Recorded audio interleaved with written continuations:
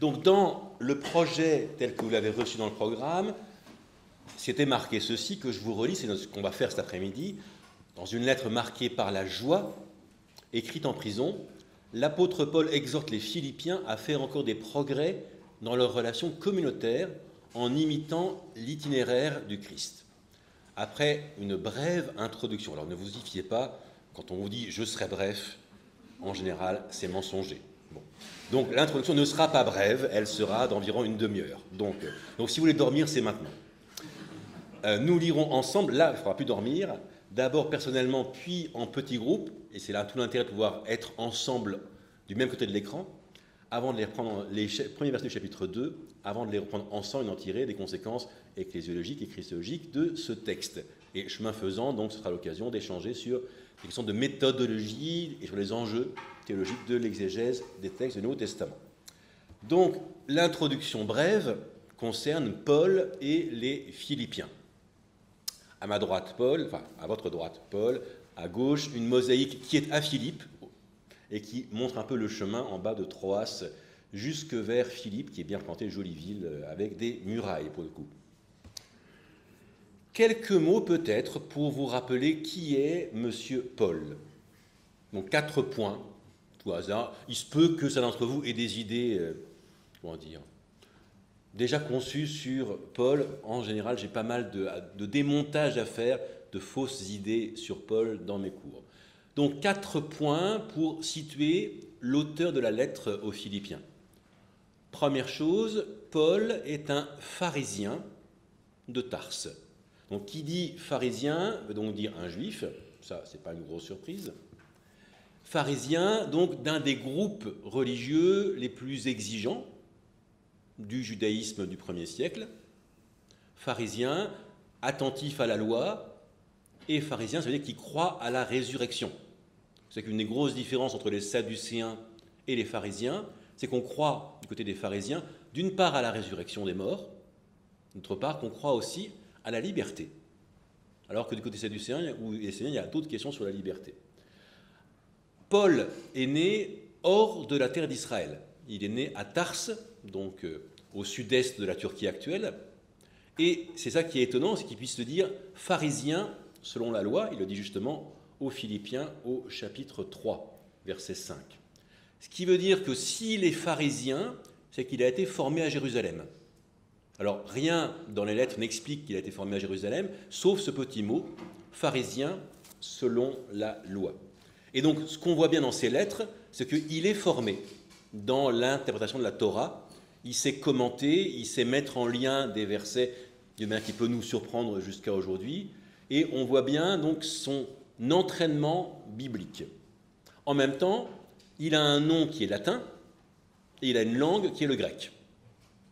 Donc son nom, Paulus, veut dire petit, et sa langue est le grec, puisque c'est la langue qu'on parle dans la partie orientale de l'Empire romain, et on peut vérifier dans certaines des lettres à quel point il peut faire des jeux de mots en grec, à quel point il peut inventer des mots en grec. Et la Bible qu'il va citer, en général, c'est la Bible grecque.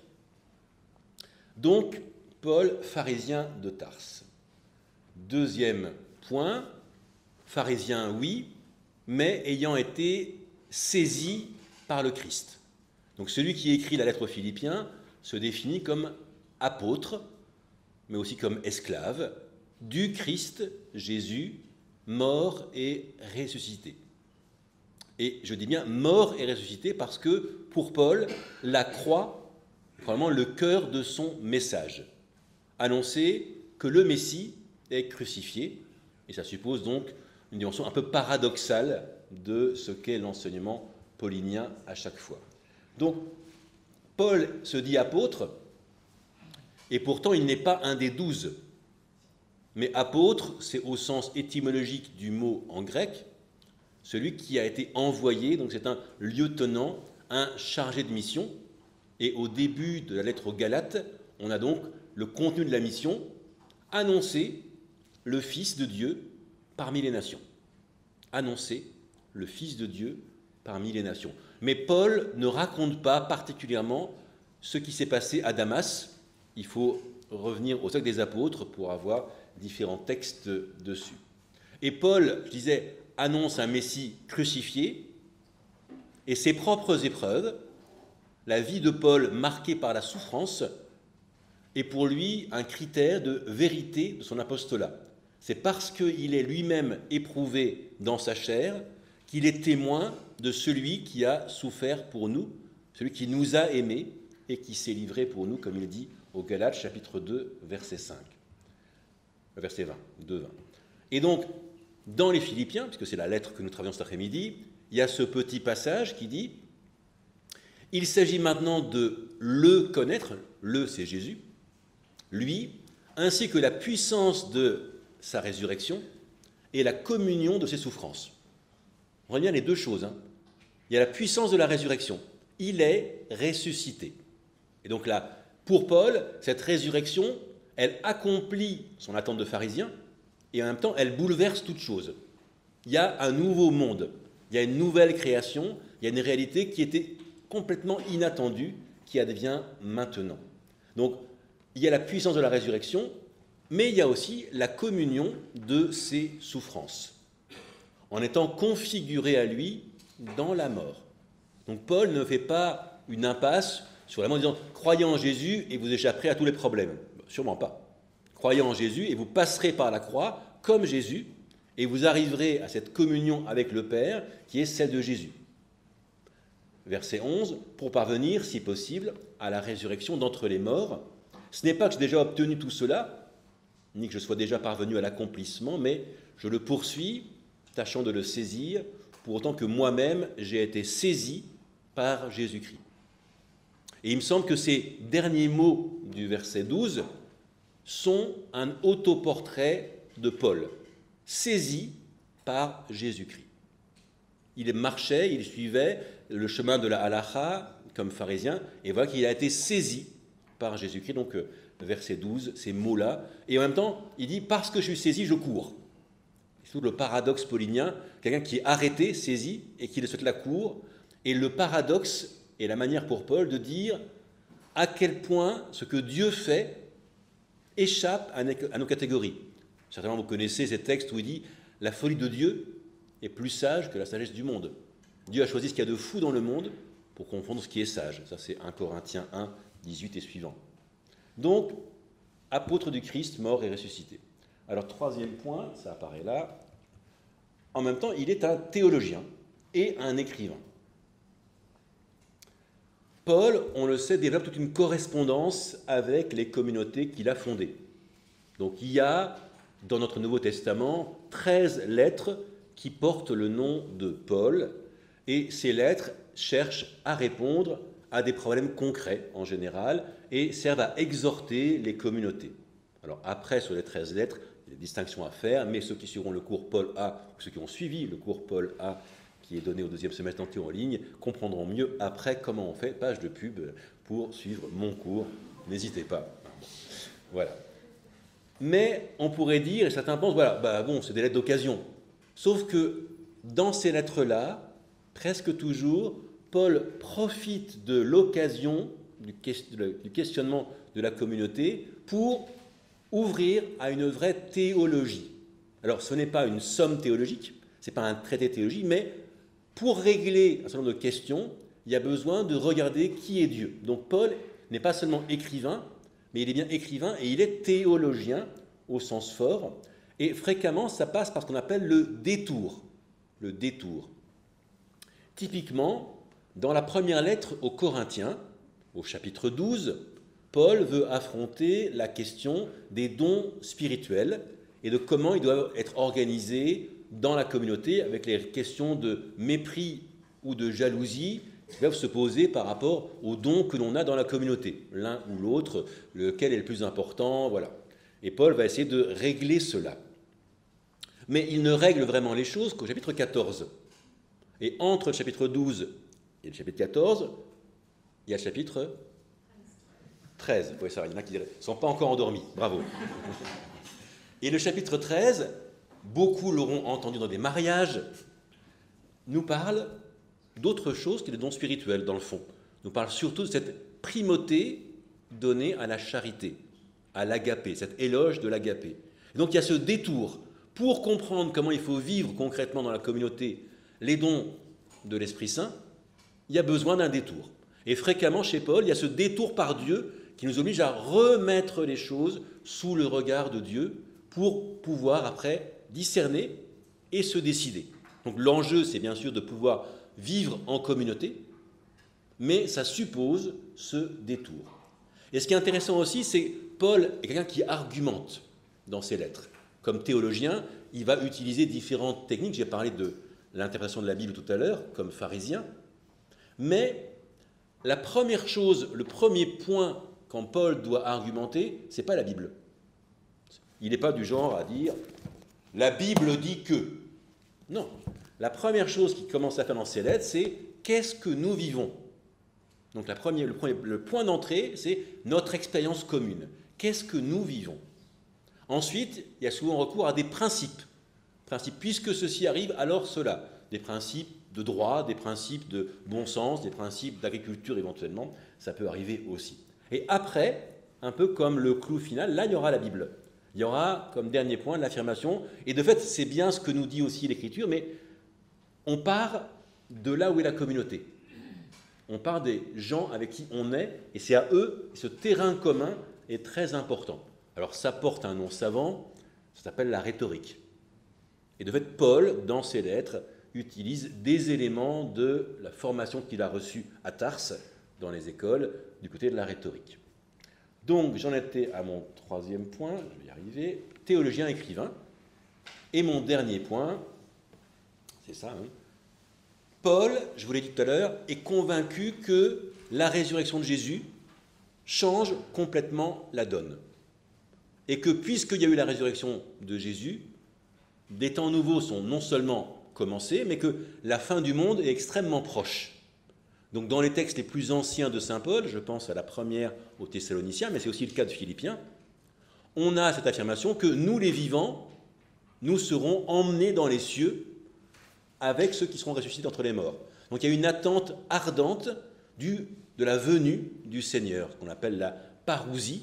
Donc parousie, c'est un mot français transposé du grec, qui veut dire la présence, la visite, la présence, l'idée que le Christ va venir pour mettre un terme à ce monde-ci et établir définitivement son royaume.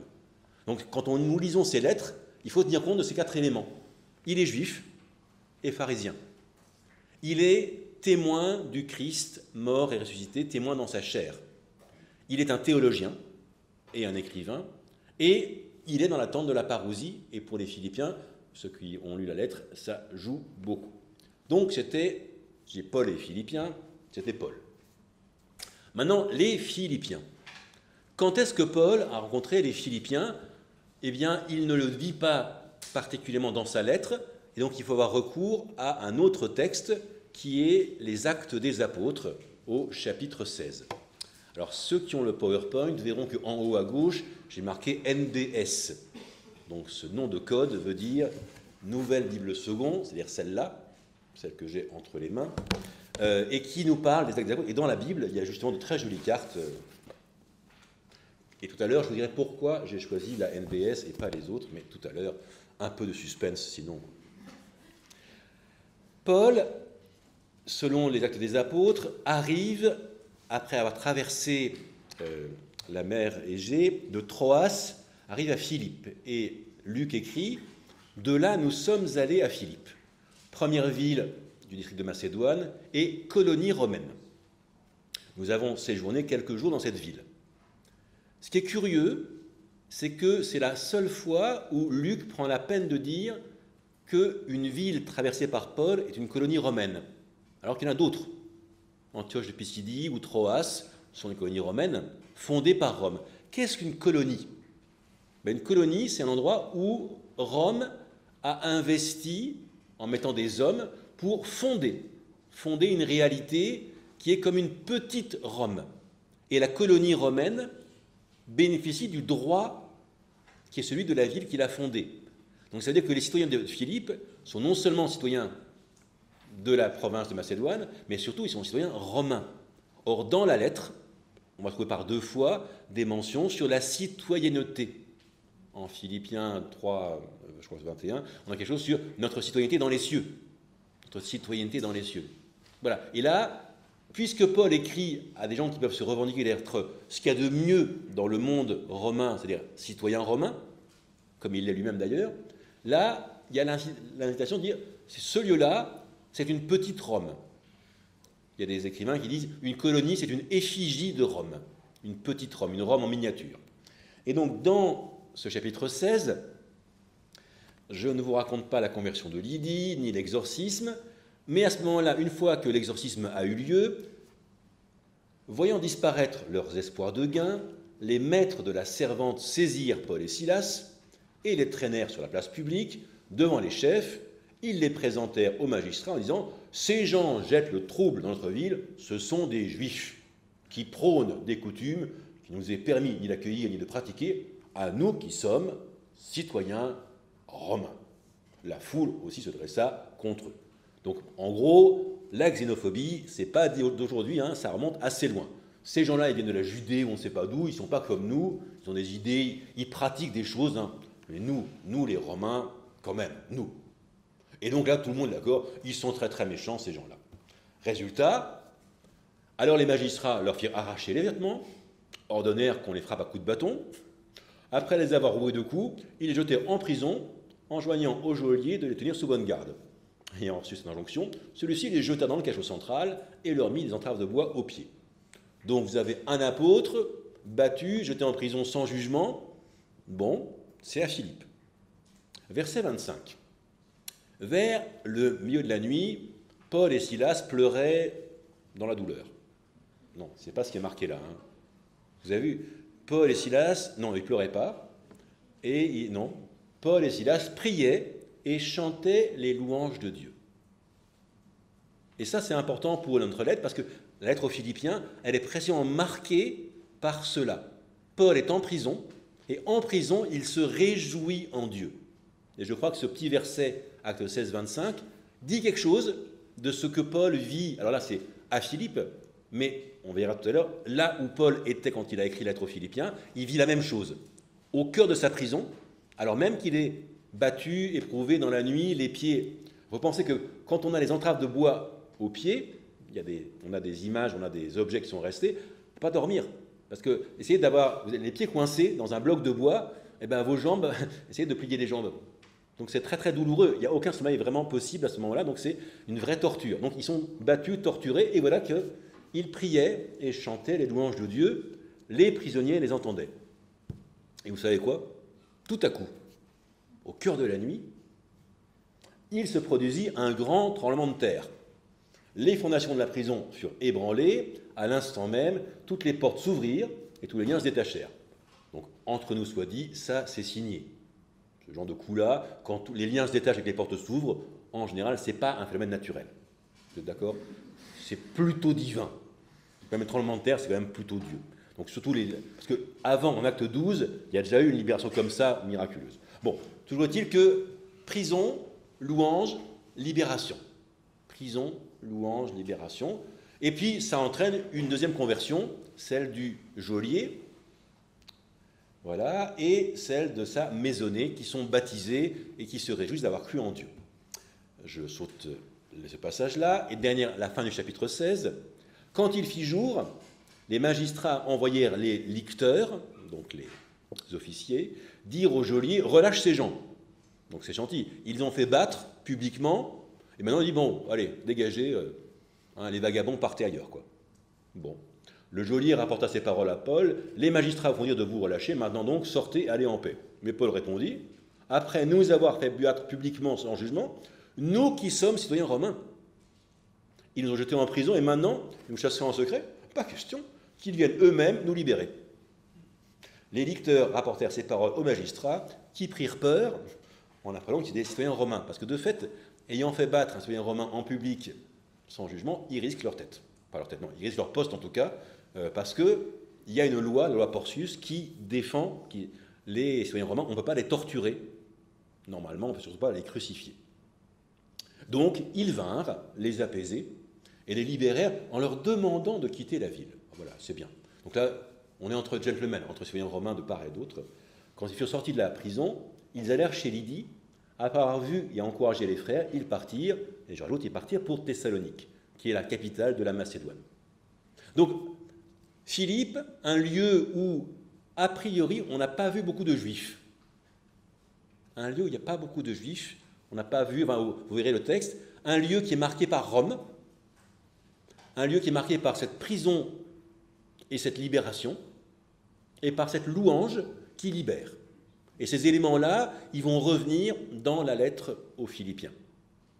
Bon. La question, c'est... Donc ça, c'est le voyage que Paul avait fait depuis Troas, si je prends mon stylo qui est là. Voilà. Donc Paul était parti de Troas, qui est ici, va être traversé par Samothrace, et après Philippe, il va aller jusqu'à Thessalonique, puis il ira à Bérée, puis il ira à Athènes, et puis de là, après Sancré, il retournera à Éphèse. Donc ça, c'est le deuxième voyage missionnaire de Paul.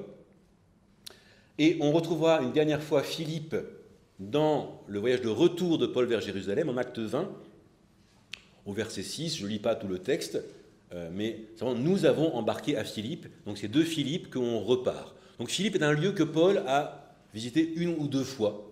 Voilà. Maintenant, d'après ce que Paul écrit dans sa propre lettre aux Philippiens, il dit que c'est une communauté qui est riche, et qui non seulement est riche, mais qui a pris soin de lui en l'aidant dans tout ce qu'il était. Il dit, Philippiens 4, 15, vous le savez vous-même, Philippiens, au commencement de la bonne nouvelle, quand j'ai quitté la Macédoine, aucune église m'a témoigné sa solidarité en se mettant en compte avec moi, vous avez été les seuls à le faire.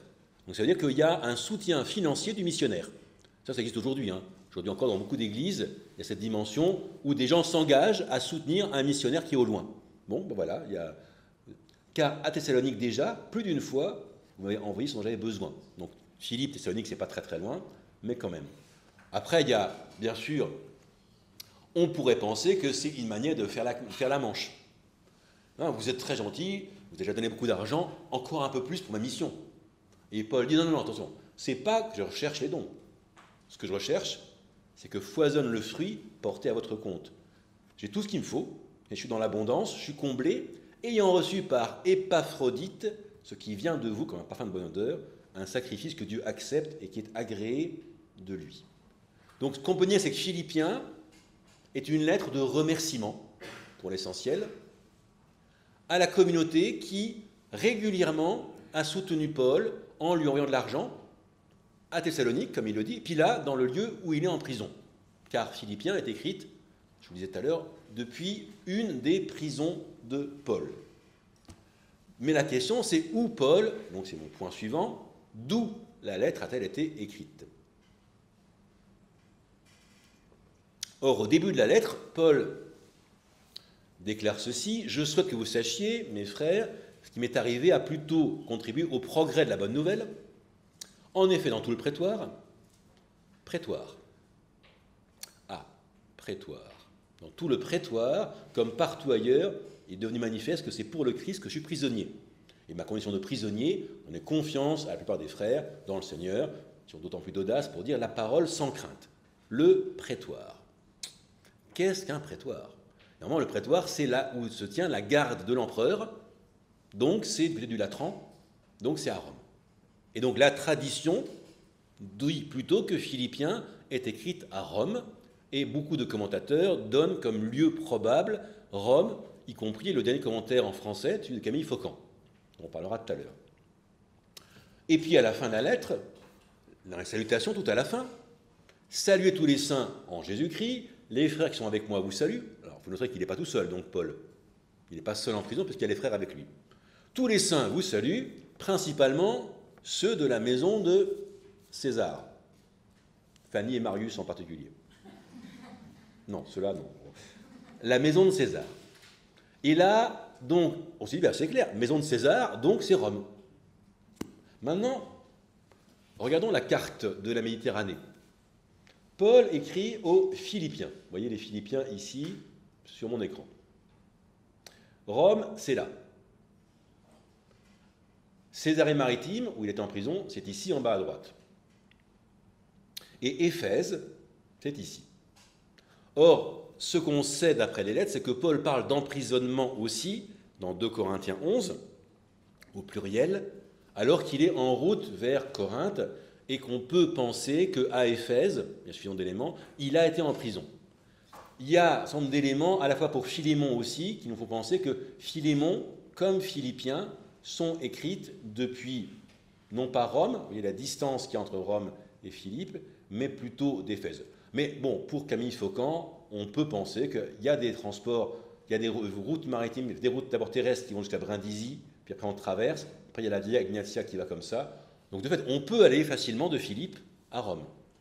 Mais aujourd'hui, j'ai envie de dire que la majorité des chercheurs pencherait plutôt pour le bassin Égée, donc ce soit plutôt que Paul est en prison à Éphèse, donc une lettre non pas de la vieillesse de Paul, non pas des années 60, mais plutôt des années 50, au cœur de son ministère. Bon, ça apparaît, vous verrez dans d'autres cours, mais plutôt penser que c'est Paul encore dans la région d'Asie mineure à Éphèse. Donc, une lettre écrite à proximité et Paul en prison, pas très loin de Philippe. Pas encore tout à fait dernier point. Je vous ai dit, Paul en prison se réjouissait. Il bénissait le Seigneur. Et c'est vrai que ce mot de joie est un mot qui est très caractéristique de Philippiens. Philippiens, c'est la lettre de la joie, s'il en est une, avec ce 4-4, le tout-terrain de la prière. Si vous cherchez un truc, vous retenir ça, le tout-terrain, le 4-4. Philippiens 4.4, avec ça, vous avez dans tout ce qu'il faut pour vivre la vie spirituelle dans le Christ. Réjouissez-vous toujours dans le Seigneur, je le répète, réjouissez-vous, que votre attitude constituante soit connue de tous. Le Seigneur est proche. Proche en quel sens? Proche parce que la fin du monde est proche, mais proche aussi parce qu'il écoute et il répond.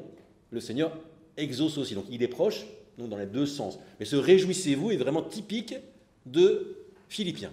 Et je vous ai mis des statistiques, parce que toujours, les statistiques c'est important. Donc on a 5 fois le mot joie, j'ai écrit en italique, cara, et vous avez les références, sur 21 fois dans le corpus paulinien, donc ce n'est pas une majorité, mais quand même. On a 9 fois le verbe se réjouir, là pour le coup c'est quand même assez important, sur 29 fois dans le corpus, et on a même un se réjouir avec synkarein, 2 fois sur 4 fois. Donc c'est que le thème de la joie, on a donc 16 termes qui vont nous dire la joie en 4 chapitres. C'est quand même pas mal. Sauf que, si vous regardez bien, chapitre 1, chapitre 1, chapitre 2, chapitre 2, chapitre 4. Ah, chapitre 1, chapitre 2, chapitre 2, chapitre 2, chapitre 3, on saute au chapitre 4. Et donc, si on va voir ce qui se passe au chapitre 3, on trouve ici, en Philippiens 3, 1, « Au reste, mes frères, réjouissez-vous dans le Seigneur. Je n'éprouve aucun ennui à vous écrire la même chose. Et pour vous, c'est une sécurité. Et soudainement, prenez garde aux chiens. » Il n'a pas par ici. Prenez garde aux mauvais ouvriers, prenez garde aux partisans de la mutilation, car c'est nous qui sommes les vrais circoncis, nous qui célébrons le culte par l'Esprit de Dieu, qui est notre fierté en Jésus-Christ, et qui ne mettons pas notre confiance dans la chair. Et c'est vrai que le chapitre 3 n'a aucun terme de joie. Le chapitre 3 raconte l'itinéraire de Paul, et puis après met en garde contre les mauvais ouvriers, contre ceux qui ont la chair plutôt que la foi en la croix, mais d'où certains auteurs ont essayé de trouver dans nos 4 chapitres pas moins de 3 lettres. Non, on est très bon, on a des rasoirs très affinés, donc on est capable de découper des lettres en petites lanières. Donc il y a toute une théologie, toute une exégèse qui a, à cause de ce thème de la joie qui manque dans Philippiens 3, de dire, est-ce qu'on n'a pas en fait 3 billets différents dans 4 chapitres? C'est bon, hein? Mais pourquoi on a la question? Parce que nous savons le faire sur la Genèse. Sur la Genèse Exode, on est tout à fait en mesure de vous dire, ça c'est la tradition sacerdotale, ça c'est la tradition du yaviste, ça c'est la tradition du deutéronomiste. Et là, pour le coup, ça marche assez bien, parce qu'il y a une longue période de rédaction. Et donc ces techniques-là qu'on connaît sur l'Ancien Testament, on les a aussi sur le Nouveau Testament, parfois pour dire, il y a une tension entre chapitre 3 et chapitre 2. Et en même temps, il y a aussi une unité dont je parlerai tout à l'heure. Et pour suivre ce que dit Aletti, à la fin du chapitre 1, on a quelque chose qui relève presque du plan des chapitres suivants.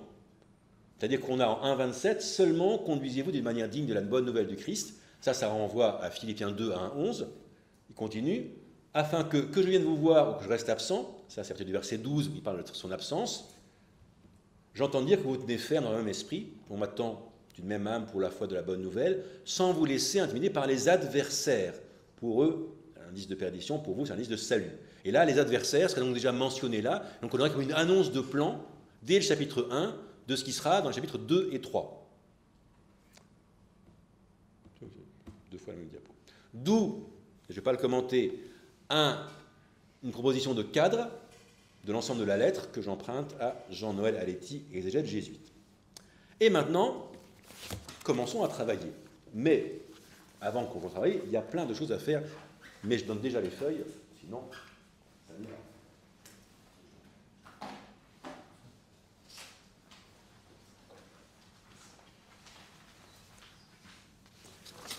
Je parlais d'ecclésiologie. Et au tout début de la lettre, les premiers mots de la lettre, ils sont en haut de la page qu'il est en train de distribuer et qui est à l'écran. Donc pour l'instant, la page va passer, mais en même temps, c'est ce qui est à l'écran.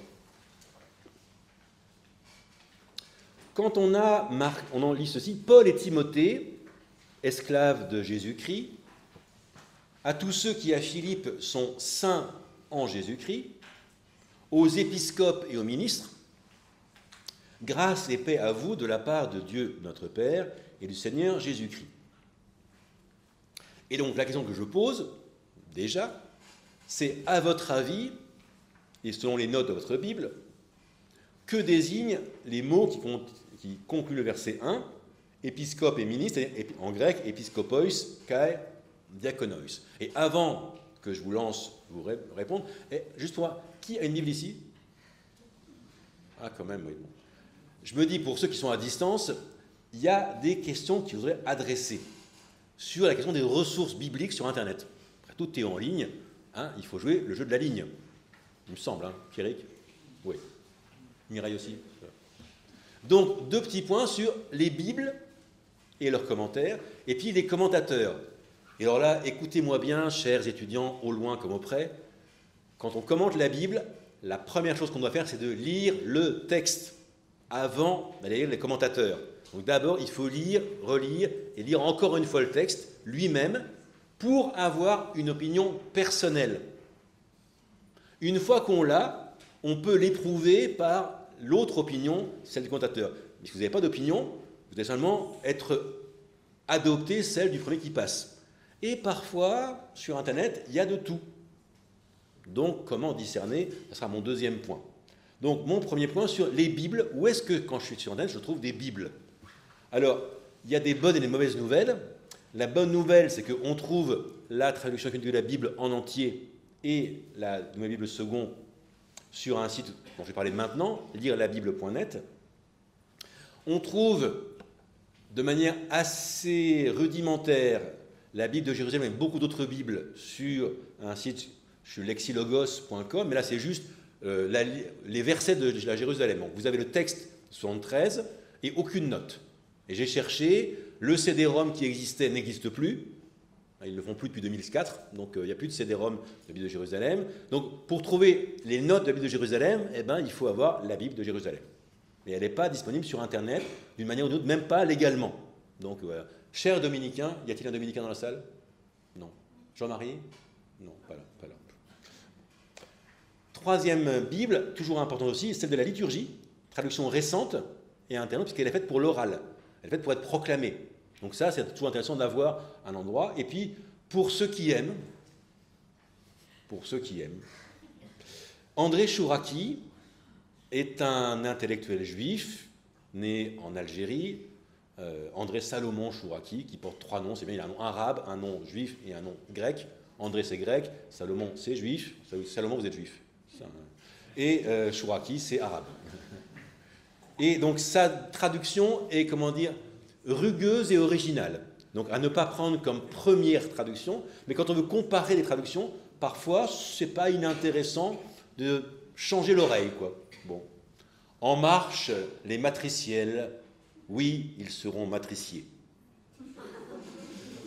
Ce qui veut dire, en traduction habituelle, heureux les miséricordieux, ils recevront miséricorde. Et lui, il traduit miséricorde autour dans le sens de la matrice, de l'utérus. Donc les matriciels, c'est ceux qui engendrent par leur matrice. Et ils seront matriciés. Bon, c'est un français poétique. Voilà, donc pourquoi pas. Puis il y en a plein d'autres que vous trouverez sur Lexilogos. Hein. Là, il y a beaucoup d'autres ressources. Mais ce qui m'intéresse le plus, c'est le premier, pour une raison précise. Donc c'est ce site-là, lire.la-bible.net, où on peut voir différentes choses de la Bible. Et si je tape dans la barre de recherche Philippiens 1.1 et que j'écris après NBS, qui veut dire Nouvelle Bible Seconde, qu'est-ce qui se passe? J'obtiens le verset de le chapitre 1 de Philippiens. Et puis, je vois ici un objet qui s'appelle « Ouvrir la boîte à outils ». Ah, cliquons dessus. Donc je clique dessus et je ne vois pas grand-chose. Mais un homme astucieux, ce qui est votre cas, voit marquer ici les commentaires de l'ABF. C'est quoi l'ABF? C'est une association biblique francophone. C'est pas un ABF. À l'abbé François, c'est ça, oui. Non, c'est pas moi. Donc, et là, ce qui est très intéressant, c'est que quand on clique dessus, on voit apparaître les notes de bas de page de cette Bible-là. Et ça, c'est carrément précieux. Démonstration.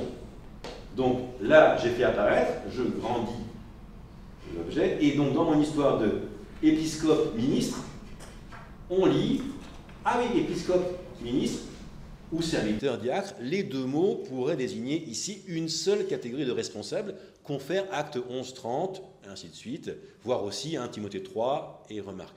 Donc c'est la seule Bible que je connaisse, mais peut-être que vous en avez d'autres, qui permet d'avoir les versets et les notes de bas de page sur un site en ligne. Et ça, c'est très précieux par rapport à notre type de recherche quand on veut compléter sans être déjà dans des commentaires. Alors maintenant, deuxième point, donc je dis les commentateurs. Alors bien sûr, comme moi, bien sûr, vous avez recours à notre meilleur ami, le dieu Google. Google est partout, Google sait tout, Google répond à tout, donc c'est bien la preuve, disaient certains, que c'est un dieu. Moi, justement, je trouve que s'il répond à tout, c'est alors pas de dieu, mais bon, c'est une autre histoire. Et donc, si vous tapez, par exemple, commentaire sur la lettre aux Philippiens, ce que j'ai fait là, vous voyez arriver des choses de chez BiblicWest, bon, pourquoi pas, de chez duplissimo.overblog.com, voilà, Saint Thomas d'Aquin, ah, pas mal, un commentaire simple philippien, Bible en ligne, et puis après, il y a l'église luthérienne qui propose le docteur Wilbert Kreis. Alors, je dois vous dire que ces sources-là que vous cherchez arrivent régulièrement dans vos travaux de fin d'études, voire même dans les commentaires, mais curieusement, il n'y a pas du tout la référence. Il n'y a pas la référence. Donc ça porte un nom horrible, hein. Ça s'appelle le plagiat. Et le plagiat entraîne la nullité du travail. C'est quand même assez embêtant, surtout quand sur 10 pages, il y a 8 pages qui sont empruntées, et en gros, une belle mosaïque. Donc la question, ce n'est pas de chercher un commentaire, c'est d'abord d'avoir lu le texte soi-même, mais après de vérifier la pertinence du commentaire.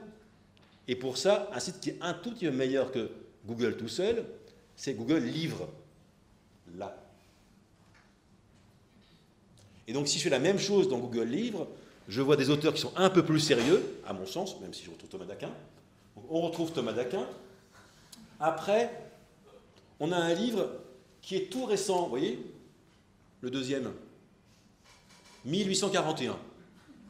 Mais il est disponible, hein. Il est libre de droit, vous pouvez y aller, vous pouvez le télécharger. Ah, ça c'est bien, on peut tout avoir directement. Mais depuis 1841, il n'est pas impossible que la recherche ait fait des progrès. Et donc, en gros, si vous avez un ouvrage qui a plus de 50 ans, ben non. Non. Sauf pour le cas de Thomas d'Aquin, c'est un commentaire récent sur Philippiens, qui bien sûr est un commentaire du XIIIe siècle, et qui en tant que tel est à prendre comme source, comme un commentaire de Jean Chrysostome. Donc ça c'est vraiment intéressant, mais en sachant que c'est Thomas d'Aquin. On ne cherche pas la même chose chez Thomas d'Aquin que chez un commentaire récent sur Philippiens. Et après vous avez deux commentaires, un de Camille Faucon, 2016, et il y a marqué aperçu. Ça c'est bien. Aperçu, on va pouvoir voir pas tout, mais une partie, et j'y viens. Et puis il y a pareil, le commentaire de Collange dans la collection rouge de Laboret Fides. Là, on a affaire à des commentaires scientifiques publiés dans les collections vérifiées. Donc, si vous avez une bibliothèque, vous irez chercher la bibliothèque. Si vous n'avez pas de bibliothèque, on peut déjà avoir accès par Google à un certain nombre d'objets de ces livres-là. Mais pas tout. C'est des extraits. Et en plus, il y a un algorithme dans Google, grâce aux cookies, qui fait que si vous allez trop souvent sur la même page, vous n'avez plus accès. Il sait compter ce que vous faites. Donc il faut trouver des moyens d'être attentif. Mais alors, prenons l'exemple du quatrième, donc, Saint Paul aux Philippiens. Jean-François Collange, qui est un grand professeur donc protestant de Strasbourg, si je ne me trompe pas, lui, donc là, j'ai pu récupérer une copie d'écran. Hein, j'ai fait une copie d'écran de ce que j'ai vu sur mon navigateur, et vous arrivez à lire comme moi. Vous arrivez à lire là. Donc l'apôtre mentionne tout spécialement les épiscopes et les diacres. Cette mention est unique dans tout le corpus paulinien, et elle se fait susciter maints commentaires. Qui sont ces personnages? Pourquoi Paul les nomme-t-il ainsi? Sont-ils une caractéristique propre à l'église de Philippe, ou bien peut-on supposer que d'autres communautés pauliniennes encore en étaient dotées? Faut-il de plus voir ici une indication de l'origine de l'épiscopat monarchique catholique? Ou au contraire, une adjonction postérieure au texte primitif chargée justement de justifier cet épiscopat? Là encore, hein, il y aurait des gens qui auraient griffonné dans les lettres de Paul pour rajouter des petites choses. Bon. Étant donné la complexité de ces problèmes, nous consacrons un excursus à les clarifier. C'est la page d'après que je ne vous ai pas recopiée. Donc là, on a un type de texte scientifique, mais qui a déjà plus de 40 ans. 73. Alors, autre texte que j'ai pu récupérer de la même manière, Camille Faucan, l'an dernier. Donc ça, c'est assez récent comme commentaire. Au Cerf, bonne maison. Et donc là, dans une collection garantie. Et donc là, sur Episcopos, qui est écrit en grec, c'est la seule apparition du mot Episcopos dans le Nouveau Testament, la seule dans une lettre proto-paulinienne. Ailleurs dans le Nouveau Testament, le seul autre emploie du mot au pluriel, soit en Acte 20-28, où Paul les appelle Episcopoi, les presbytéroi d'Éphèse. Cela pourrait bien suggérer une synonyme entre les deux mots à une époque où il renvoyait équivalemment une fonction de leadership au contour mal défini, sans doute pas encore institutionnalisé. Donc, pour conclure cette chose-là, première chose, lire le texte. Lire le texte et lire vraiment le texte lui-même et s'interroger sur le texte. Deuxième chose, allez voir les notes de bas de page de vos Bibles. Troisième chose, choisir des commentaires pertinents. Pas le premier qui tombe sous la main, même si Google vous dit que beaucoup avant vous ont déjà vu cette page-là. Ce n'est pas seulement ça. Mais vérifiez qui est l'auteur, vérifiez où est-ce qu'il est publié, et après, citez correctement la source qui est la vôtre. Il y a dans les maximes des pères de la tradition juive, on dit « Celui qui rend une citation à son auteur fait venir le Messie ». Celui qui rend une citation à son auteur fait venir le Messie, rien de moins. Donc, dans l'autre sens, celui qui ne rend pas la citation à son auteur retarde la venue du Messie. Donc, le plagiat est probablement la cause de l'absence de l'ère messianique. Je vois que ça. Donc, il me semble qu'avec ce que j'ai dit, on pourrait se poser la question, mais il est déjà 15 heures, donc il faut que je m'arrête, sur comment répondre à la question sur ces mots-là.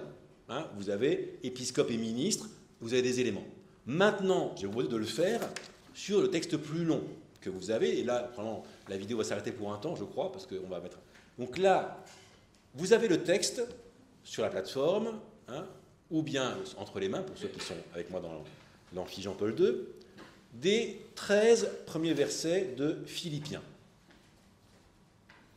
Sur ces textes, donc je l'ai mis en interligne 1,5 pour qu'on puisse griffonner dessus, donc le but c'est de pouvoir écrire dessus. Donc il n'y a absolument pas de mise en page autre que les numéros des versets.